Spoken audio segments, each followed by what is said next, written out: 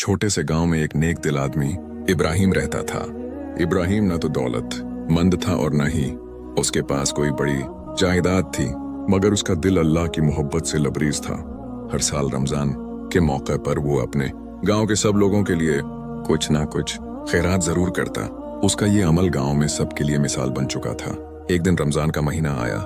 इब्राहिम ने अपने छोटे से घर की सफाई की, चांद रात की तैयारी की और दिल में इरादा किया कि उस रमजान में वो ज्यादा से ज्यादा नेकी करेगा। उसने सबसे पहले अपने पड़ोसी जो बीमार और तन्हा थे उनके लिए खाना तैयार किया। इब्राहिम की ये मोहब्बत और कुर्बानी देखकर सब लोग खुश हुए। गांव में एक गरीब लड़की ज़ैनब भी रहती थी। ज़ैनब की माँ बीमार थी और घर में रोजाना खाने के लिए काफी वसाइल नहीं थे। इब्राहिम ने रमजान के पहले है दिन फैसला क्या कि वो ज़ैनब और इसकी माँ की मदद करेगा। हर रोज अफ्तार के वक्त इब्राहिम इनके घर खाना भेजता और कभी कभी खुद जाकर दुआ के लिए बैठता। ज़ैनब की माँ उसकी इस मोहब्बत और खैरात पर रोती और अल्लाह का शुक्र अदा करती। एक दिन गांव में खबर फैली कि एक फकीर बुजुर्ग जिन्हें मौलवी साहब के नाम से जाना जाता था, गांव के बाहर रह रहे हैं और उनके पास खाने को कुछ नहीं। इब्राहिम ने फौरन फैसला किया कि वो उनके लिए खाना ले जाएगा। उसने अपने घर के कुछ चावल, सब्जियां और रोटियां तैयार की और मौलवी साहब के पास पहुंचा।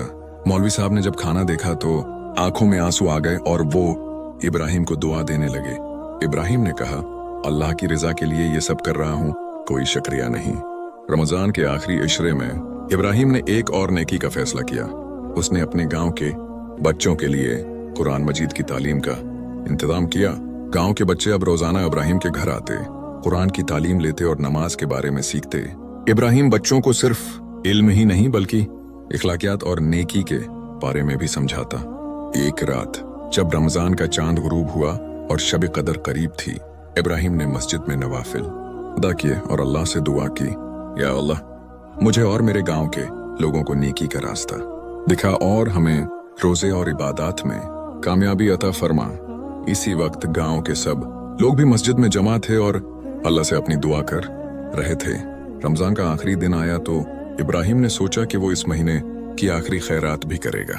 उसने गांव के सभी यतीम बच्चों के लिए खाने और कपड़े का इंतजाम किया।